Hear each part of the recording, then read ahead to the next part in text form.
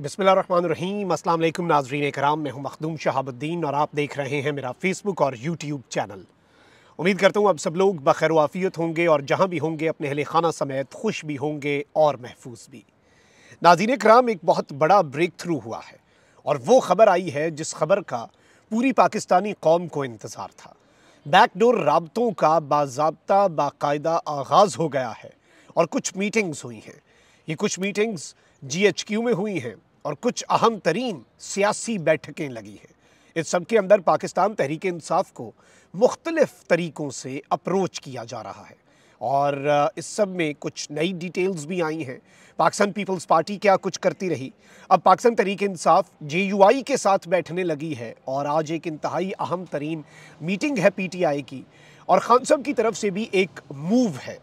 एक ऐसा आप कह सकते हैं कि पत्ता फेंका गया है जो कि कॉन्फिडेंस बिल्डिंग मेजर्स में शुमार होता है। ये कॉन्फिडेंस बिल्डिंग मेजर्स CBM होते हैं जिनसे एतमाद का जो फुकदान है दोनों साइड्स पर वो अब कुछ तरीक़ों से कम किया जाएगा। और ये कोशिशें कौन कर रहे हैं, ये मीटिंग्स कौन कर रहे हैं और जो कशीदगी है पाकिस्तान तहरीक इंसाफ में और ताकतवर हलकों में वो कम करवाने की काविशें किस लेवल पर हुई हैं, कहाँ तक पहुँची हैं, उनकी कामयाबी नाकामी के ऊपर अभी बात करना बहुत कबल अज़ वक्त होगा। लेकिन जो अभी तक हमारे पास डिटेल्स हैं और काफ़ी मैच्योर इन्फॉर्मेशन भी पहुँची है, यानी कुछ चीज़ें और कुछ ख़बरें तो प्री मैच्योर होती हैं और उन्हें कंफर्म करना होता है, उनके हवाले से कुछ न कुछ डिटेल्स निकलती हैं। और एक चीज़ आप याद रखिएगा, पाकिस्तान की सियासत में नहीं बल्कि पूरी दुनिया की सियासत में और जब से हिस्ट्री रिकॉर्ड होती आई है, कोई मीटिंग कोई इजलास चाहे जितना खुफिया हो वो कभी भी खुफिया नहीं रहता। एक ना एक दिन सारी डिटेल्स सामने आती हैं, पूरा मंजरनामा वाज़े होता है। अब एक तरफ तो मैं आपके सामने कुछ डिटेल्स जो हैं, लेटेस्ट हैपनिंग्स जो हैं वो रख देता हूँ। इस वक्त पाकिस्तान पीपल्स पार्टी जो है उसके हवाले से शेर अफजल मरवत साहब का जो क्लेम है, और मैंने आपके सामने बहुत पहले खबर रखी थी कि जरदारी ने बैरिस्टर गौर को एक मुश्तरका दोस्त के ज़रिए मुबारकबाद भेजी है। फिर मैंने आपको ये भी बताया कि जिस दिन बिलावल ने प्रेस कॉन्फ्रेंस की अपनी मरकज़ी मजलिस आमला के इजलास के बाद और उसके बाद आसिफ अली जरदारी ने चौधरी शुजात पे मुश्तरका प्रेस कॉन्फ्रेंस की, हुकूमत साजी का ऐलान किया, उससे एक रात पहले भी पीपल्स पार्टी हर मुमकिन कोशिश करती रही है कि पाकिस्तान तहरीक इंसाफ के साथ रब्ता किया जा सके और नून लीग का ऑप्शन उन्हें ना चुनना पड़े। आप इस नुक्ते को समझिएगा, पीपल्स पार्टी जो अभी भी हुकूमत में नहीं बैठ रही, सिर्फ उन्होंने वोट देना है। तो अगर वो PTI के कैंडिडेट को वोट दे दें और गवर्नमेंट का हिस्सा ना बने, जिस तरह से वो नून लीग के गवर्नमेंट का हिस्सा नहीं बन रहे, लेकिन उससे पीपल्स पार्टी की साख बचती है, पीपल्स पार्टी की लॉन्ग टर्म पॉलिटिक्स बचती है। लेकिन ऐलान के बाद, डील के बाद भी इन्होंने जो राब्ते किए उस हवाले से शेर अफजल मरवत जो है उन्होंने क्लेम किया और मेरे पास भी इसी तर्ज की इन्फॉर्मेशन पहुंची थी। अब मीडिया इसे रिपोर्ट कर रहा है। यहाँ पर मैं आपको ये बता दूं कि पाकिस्तान पीपल्स पार्टी की क़यादत ने पाकिस्तान तहरीक इंसाफ की सीनियर क़यादत से बैकडोर राब्ते करके हुकूमत कायम करने की ख्वाहिश का इजहार किया। ताहम साबिक़ वज़ीर आज़म इमरान खान की जानिब से ताहाल मस्बत जवाब न आने की वजह से डेडलॉक बरकरार है। ज़राए का दावा है कि शहबाज शरीफ के साथ मुश्तरका प्रेस कॉन्फ्रेंस करने के बाद भी पीपल्स पार्टी की तरफ से PTI की क़यादत को पैगामात भिजवाए गए थे, ताहम डेडलॉक ताहाल बरकरार है। ज़राए ने दावा किया है कि पीपल्स पार्टी की क़यादत ने साबिक़ स्पीकर कौमी असम्बली असद कैसर और पाकिस्तान तहरीक इंसाफ के नौ मुंतखब रुकन कौमी असम्बली लतीफ़ खोसा, जो कि पीपल्स पार्टी का असासा रहे हैं for a very long time, उनके ज़रिए दोनों जमातों के दरमियान दूरियाँ ख़त्म करने की कोशिश की है। मैंने यानी आपको दो बंदे भी बता दिए जिनके थ्रू पीपल्स पार्टी ये कोशिशें कर रही है। ज़राए के मुताबिक तहरीक इंसाफ के रहनुमाओं ने इस हवाले से पीपल्स पार्टी को पैगाम दिया है कि ये मामला उनके इख्तियार में नहीं, पार्टी के तमाम सियासी फैसले साबिक़ वज़ीर आज़म इमरान खान ही करते हैं। और इस सब के अंदर मैं आपको ये बता दूं कि साबिक़ स्पीकर कौमी असम्बली असद कैसर, जिन्हें 10 महीने बाद इमरान खान साहब से आज मिलने की इजाज़त दी गई, तो किसी वजह से दी गई और 10 महीने बाद वो इमरान खान साहब से मिले हैं। इस नुक्ते को समझिएगा। उन्होंने कुछ और ताकतवरों के हवाले से भी डिटेल्स आ रही हैं, लेकिन पीपल्स पार्टी के साथ जो राब्ताकारी है उस हवाले से भी इमरान खान साहब को असद कैसर साहब ने आगाह किया है। और इस सब में 2-3 चीज़ें बड़ी इंपॉर्टेंट हैं। एक तो पीपल्स पार्टी की हुकूमती इत्तेहाद की एक उम्मीद थी जिस पर इमरान खान साहब ने पानी फेर दिया और उसे उर्दू न्यूज़ जो है वो भी रिपोर्ट कर रहा है। और इस सब के अंदर ये बताया जा रहा है कि पीपल्स पार्टी जो मुद्दा है कि हम इमरान खान साहब के साथ अपनी गवर्नमेंट कायम करते हैं या इमरान खान साहब की और PTI के मैंडेट का एहतराम करते हैं, तो मरकज़ी मजलिस आमला के इजलास में रखने का वादा किया और 12 फरवरी को इजलास तलब किया। इजलास शुरू हुआ और 4 घंटे जारी रहने के बाद अगले दिन के लिए मुलतवी हुआ। पहले दिन के इजलास के बाद जब पार्टी रहनुमा जरदारी हाउस से बाहर आए और उनसे पूछा गया कि इजलास का माहौल कैसा था और सामने सामने आने वाली तजावीज़ क्या थी। तो मुख्तलिफ रहनुमाओं ने बताया कि राय यही है कि पीपल्स पार्टी को अपोजिशन में बैठना चाहिए या फिर तहरीक इंसाफ का साथ देना चाहिए, यानी at any cost Noon league को सपोर्ट नहीं करना चाहिए।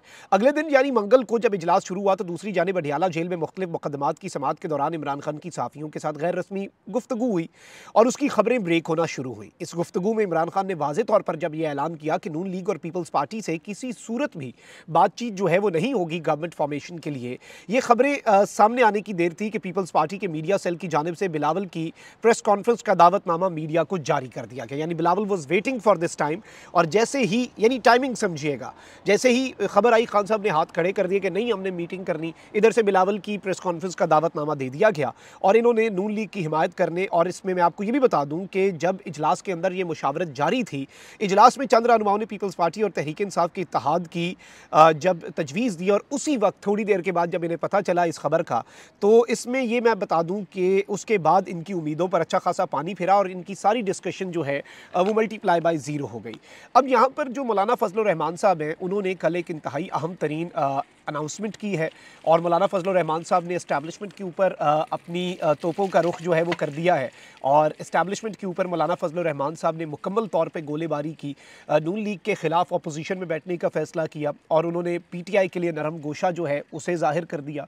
अब पीटीआई कभी भी नज़रियाती तौर पर नहीं, लेकिन देखें जब एक कॉमन कॉज होता है कि धांधली हुई है। अब इसमें खान साहब ने आज ऑर्डर्स दिए कि बेशक आपको एएनपी के साथ बैठना पड़े, जेयूआई के साथ बैठना पड़े, कौम परस्त जमातों के साथ बैठना पड़े, जमात इस्लामी के साथ बैठना पड़े, इवन जैसे तहरीक लब्बैक है उसके साथ बैठना पड़े, आप सारी जमातों के साथ बैठें और सारी जमातों के साथ बैठें। और जब आप सारी जमातों के साथ बैठेंगे तो उसके बाद बहुत सी चीज़ें जो हैं वो वाज़े होती जाएंगी। और फिर ऑब्वियसली आज मैं आपको ये भी बता दूं कि पीटीआई और मौलाना के बीच एक दिन में दूसरा राब्ता कुछ देर पहले हुआ और आज शाम की एक मुलाकात जो है उसका भी अहवाल आ रहा है और बेसिकली बैरिस्टर गौहर की क़यादत में 5 रुकनी वफ़द जो है उसकी मौलाना फजलुर रहमान से मुलाकात के इम्कानात हैं।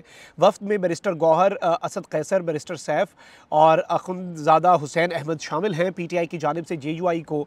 अब इसमें देखते हैं कि क्या होता है, क्या अपोजिशन में बैठने या फिर जो आपके सामने मामलात हैं कि इसमें मुश्तरका तौर पे कोई अपोजिशन करने या फिर जो धांधली के ख़िलाफ़ मामलात हैं। अब इसमें बहुत से लोग जो हैं वो ये भी कह रहे हैं कि जी मिलकर हुकूमत बनाने का इम्कान जो है वो भी इस वक्त ज़ाहिर किया जा रहा है। Let's see how things unfold. लेकिन वहीं दूसरी जानिब आप ये देखें कि बर्फ़ पिघल रही है, राब्ता कारी जो है वो शुरू कर दी गई है, सुलह के पैगामात भेजे जा रहे हैं। पाकिस्तान मुस्लिम लीग काफ के सरबराह चौधरी शुजात हुसैन अपने बेटे चौधरी सालिक हुसैन के हमरा चौधरी परवेज़ इलाही से मिलने अडियाला जेल भी पहुंचे हैं और अहम सियासी उमूर ज़ेर बहस आएंगे। इस मौके पर चौधरी वजाहत हुसैन जो हैं वो भी मौजूद होंगे और यहाँ पर परवेज़ इलाही की हमशीरा और सारी फैमिली, चौधरी सालिक, परवेज़ इलाही की हमशीरा और मुकम्मल फैमिली जो है वो अडियाला जेल पहुँचे हैं जी चौधरी परवेज़ इलाही साहब से मिलने के लिए। अब इस चीज़ को भी आप ज़रा ज़हन में रखिएगा, ये मामलात को कूल डाउन करने के लिए सियासत के अंदर एक मरतबा फिर पीटीआई के बगैर अब सिस्टम चलेगा नहीं, ये सबको समझ लग गई है। इंटरनेशनल प्रेशर बहुत ज़्यादा बढ़ता जा रहा है।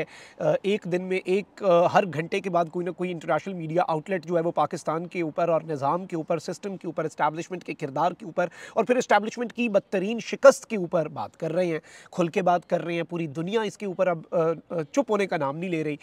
दुनिया भर के आम तरीन ममालिक इसके ऊपर तशवीश का इजहार कर चुके हैं। कोई इन शैम इलेक्शंस को और फिर मैंडेट थीव्स जो हैं इनका टाइटल दे दिया गया है नून लीग को और पीपल्स पार्टी को। ये सारा वजन कोई भी बर्दाश्त करने के लिए इस वक्त तैयार नहीं है।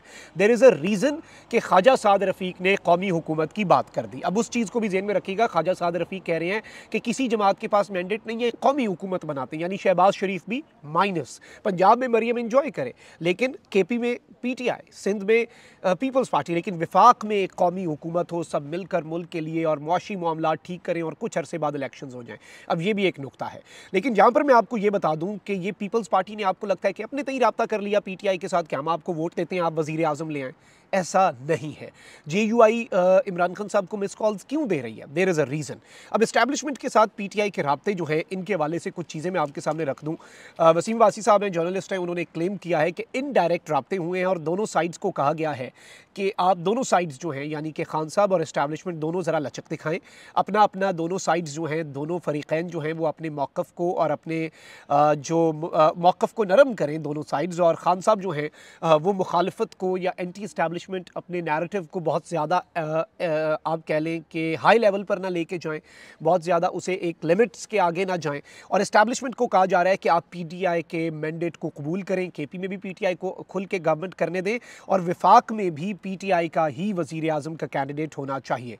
इसके अंदर कहा यह जा रहा है, इतलात ये है कि कुछ रिटायर्ड लोग जो हैं इदारे के वो एक्टिव हुए हैं, मुलाकातें हुई हैं और जीएचक्यू में भी कुछ मुलाकातें हुई हैं और ये इसमें इम्कान जाहिर किया गया है कि बर्फ़ पिघलनी चाहिए, मैंडेट को रिस्पेक्ट किया जाए लेकिन कशीदगी भी कम की जाए। इस सब पर सवाल यही है कि पीटीआई का मौक़िफ़ क्या होता है, ये इंपॉर्टेंट है। और असद कैसर साहब के वाले से भी कहा जा रहा है कि उन्हें भी गालिबन कोई पैगाम दिया गया था खान साहब के लिए and there is a reason कि आज उन्हें मिलने दिया गया इतनी आसानी से। खान साहब से 10 महीने बाद असद कैसर साहब मिल रहे हैं, इससे पहले आपको पता है लॉयर्स ही मिलते हैं। ये पहले पॉलिटिकल प्रॉपर फॉर्मल मीटिंग है इमरान खान साहब के साथ। अब अली अमीन गंडापुर जो हैं उनके वाले से भी कहा जा रहा है कि स्टेट ने तो अपनी पॉलिसी वाज़ेह कर दी उनके वारंट गिरफ्तारी जारी करवा के, कि इसमें अब जो आप देखें कि इमरान खान साहब ने जो नामजदगी की है वज़ीर आज़म के कैंडिडेट की, एक इंतहाई सॉफ्ट स्पोकन जो है वो कैंडिडेट जो है उनके हवाले से बात की जा रही है और कहा यह जा रहा है कि जी इस सब के अंदर एक बड़े बेहतरीन कैंडिडेट के तौर पे उमर अयूब साहब सामने आ रहे हैं और ये एक बड़ा क्लियर और एक अच्छा मैसेज है ताकतवरों को, ऑल दो लॉयल भी हैं खान साहब के साथ। अब बैरिस्टर साहब भी पीटीआई के आम बंदे हैं, वो भी गए। अब इन्होंने आज जो ऐलान किया है वो बड़ा इंपॉर्टेंट है, उसमें सारा पैगाम पन्हा है। अब पंजाब के जो सीएम के कैंडिडेट हैं मियाँ असलम, इन्होंने बता दिया है। बलोचिस्तान में सीएम का कैंडिडेट सालार काकड़ होगा। खैबर पख्तूनख्वा में स्पीकर का फैसला हुआ है कि खैबर पख्तूनख्वा में स्पीकर कौमी असम्बली असद कैसर के भाई आकिबुल्ला होंगे और प्राइम मिनिस्टर के कैंडिडेट उमर अयूब होंगे। लेकिन इसमें जो चीज़ ये हज़फ कर गए वो ये थी कि जो खान साहब ने खुद नाम लिया था अली अमीन गंडापुर का एज सीएम केपीके, वो इन्होंने कहा कि आज कंफर्म नहीं है और सीएम केपीके का नाम भी कुछ दिनों के अंदर सामने आ जाएगा। अब इस नुक्ते को अगर हम देखें और इस बात को अगर हम समझें तो बहुत कुछ हमारे सामने क्लियर हो जाता है। अब इस सब के अंदर अली अमीन गंडापुर की भी एक बड़ी आम स्टेटमेंट आ गई है। बर्फ़ पिघलने की जो मैंने बात कही ना कि पाकिस्तान तहरीक इंसाफ की जानिब से सूबा खैबर पख्तूनख्वा के वज़ीर आला के लिए नामजद उम्मीदवार जिनके ऊपर अब फिर से गौर व फिक्र शुरू कर दिया गया है, यानी इट्स नॉट नाउ 100% कन्फर्म्ड। उन्होंने कहा है कि मेरी पाकिस्तान भर के केसेस में ज़मानत हो चुकी है और जल्द पेशावर का दौरा करके पार्लिमानी पार्टी का इजलास बुलाऊंगा। खैबर पख्तूनख्वा को वेलफेयर सूबा बनाकर अमन अमान की सूरत हाल बेहतर करूंगा। लेकिन इन्होंने एक और चीज़ ये बड़ी आम कही है जो कि मैसेज है ताकतवरों के लिए भी, कि इदारों के साथ हम कोई गलत फहमी नहीं चाहते, यानी कि हम इदारों के साथ कोई मामलात इस तरह से नहीं लेंगे। अब यहाँ पर एक चीज़ बड़ी वाज़ेह है, इमरान खान साहब के पास जो बातें आ रही हैं कि आप गवर्नमेंट फॉर्म कर लें, ये कर लें, वो कर लें, इसमें इमरान खान साहब का मौक़िफ़ क्या है? इमरान खान साहब का मौक़िफ़ ये है कि इस तरह से नहीं, इतनी आसानी से नहीं। गवर्नमेंट फॉर्मेशन हमारा हक है, हम सबसे बड़ी जमात है, लेकिन हमारी सीटें वापस करें। अगर सीटें वापस न की तो एहतजाज भी होगा, मुल्क के अंदर ऐसा एहतजाज होगा कि आप अगले पिछले सारे एहतजाज भूल जाएंगे। और इमरान खान साहब ने ये दबंग फैसले किए और इसमें ऑब्वियसली JUI के साथ मीटिंग्स, अगर पीपल्स पार्टी के साथ भी मीटिंग करते हैं कि पीपल्स पार्टी अभी भी विलिंग है कि वो अपोजिशन में बैठ जाए। और आप ये देखें कि अगर पीपल्स पार्टी अपोजिशन बेंचेस में आती है और नून लीग की गवर्नमेंट को सपोर्ट नहीं करती और पीटीआई भी गवर्नमेंट नहीं बनाती, फिर तो मैंडेट ही किसी के पास नहीं है, फिर तो आपको री इलेक्शंस तक में जाना पड़ सकता है।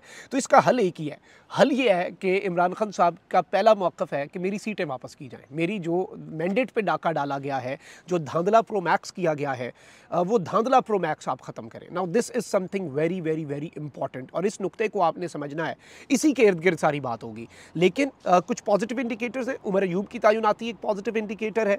उसके साथ ही साथ अली अमीन गंडापुर साहब के नाम को रिव्यू करना, अब इसमें वैसे पार्टी के अंदरूनी भी मामलात होते हैं, it's not just about the establishment, लेकिन उस नाम पे रिव्यू भी शायद एक कॉन्फिडेंस बिल्डिंग मेजर में आ रहा है। और दूसरी साइड से क्या कॉन्फिडेंस बिल्डिंग मेजर्स होते हैं वो भी देखना होगा। और इसमें नून लीग की पहली कैंपेन टांगना शुरू हो गई है। उन्हें पता है कि पीपल्स पार्टी मरी जा रही है कि हमें किसी तरीके खान के पीछे हम खड़े हो जाएं और खान का हम सपोर्ट हुकूमत नहीं मिलती, क्योंकि अवाम का पता है ना, इस हुकूमत को अगर वोट दे दिया तो जो इस मरतबा सीटें मिली, अगली दफ़ा तो 2 भी नहीं मिलनी सीटें। नून लीग की 15-16 सीटें बनती थी, अगली दफ़ा 1 सीट जीतने की ये पोजीशन में नहीं होंगे। तो ये इनकी असल हालत है और जिसकी वजह से इनकी कैंपेन जो हैं वो मुकम्मल तौर पे टांग चुकी हैं। कमेंट सेक्शन में राय का इज़हार ज़रूर करें। अपना बहुत ख्याल रखें। अल्लाह निगहबान। पाकिस्तान जिंदाबाद।